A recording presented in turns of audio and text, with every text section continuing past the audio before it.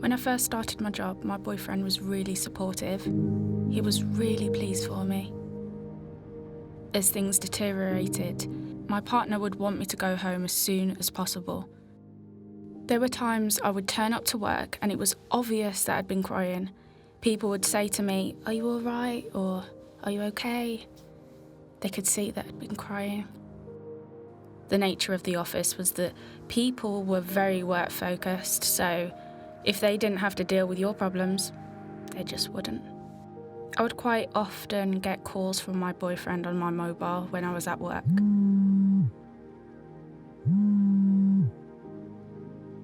If I didn't answer my mobile, he would ring the office and ask to speak with me, and calls would be put through to my desk. I once asked him to not make any calls to the office, and this got me in more trouble. My manager would say, "You should take personal calls in your own time." It was like my life had to fit around the job. I stopped socialising after a while because he always found reasons why I should come straight home after work. No one really missed me. At this point, they just thought I was unsociable or unreliable.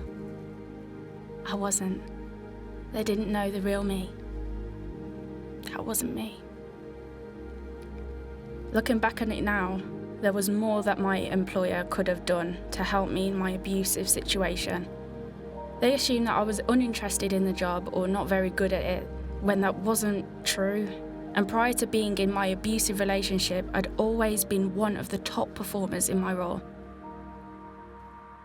Told them I was struggling, and they'd just say, "Why can't you manage? Other people can, so why can't you?"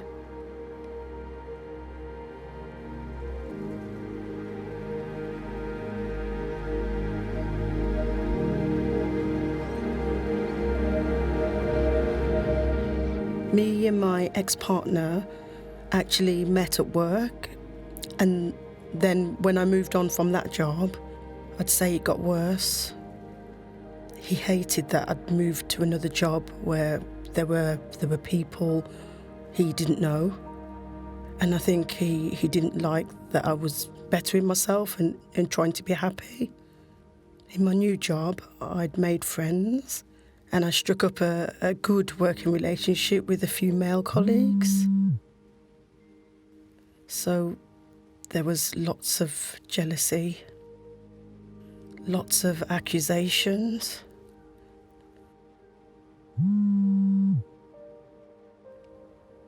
I was very much on autopilot at work because the nature of the job that I was doing, you needed to be seen to be strong and calm and professional, even with everything happening at home. So you were kind of programmed to be like that anyway, not let anything show. I think I was definitely on survival mode, like all people are in abusive relationships. Lots of arguments would be started just before I needed to go somewhere. That was a really common theme. It's just almost like they were either trying to sabotage what you were doing because you were going to be out of their reach or their control. I did feel like being at work was actually my escape. I remember one person I worked for said, "It's okay, you've done enough. I'm sure you want to go home now." And I was like, "Trust me, I'd rather be here." And I said that quite a few times because I would rather have been there as long as possible instead of going home. There was a lot of economic abuse, so it wasn't like he controlled my money, my salary, but he racked up debt on my credit cards, maxed them out, and then got me to open new ones. My credit rating is really rubbish.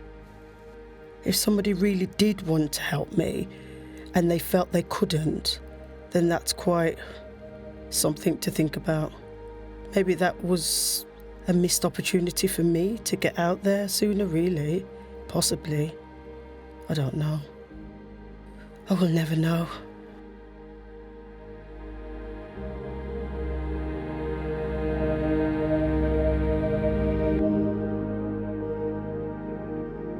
Probably what was most difficult about it was my partner didn't like me working because he couldn't keep an eye on me. I wasn't allowed to keep my phone on me whilst working, so you'd go back and there would be up to 20 missed phone calls just by the time you got to your break. He didn't like me working with other men, and I would deliberately choose my breaks and lunchtimes so they weren't at the same time as a male colleague to avoid having to spend time with him. That's how I had to live. Constantly on edge, constantly in fear. And then when you go home, just a million questions. What's happened? Who have you spoken to? Constantly being told you're lying, even when you're telling the truth about everything.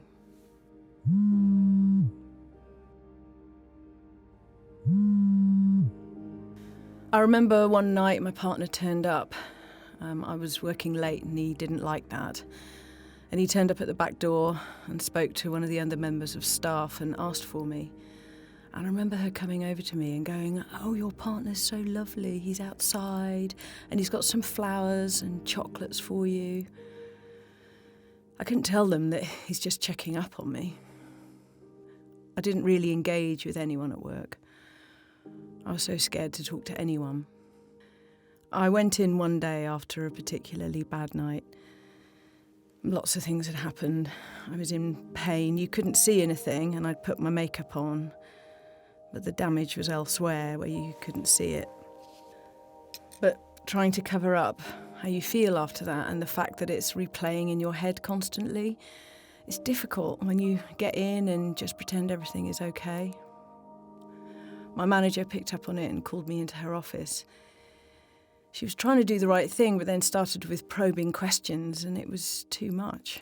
I just burst into tears, but she didn't stop. She kept probing, and I'd never spoken to anyone about it before. And my partner had always told me that it's me in the wrong, not him.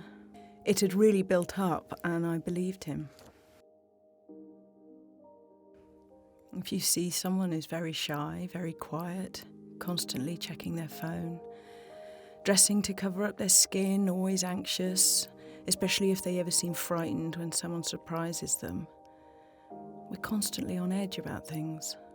And if someone was just able to pick up on a couple of those signs and then think about the best way to deal with that and give that person the ability to open up in a safe environment without over-questioning or interrogating them, they could change the life of that person.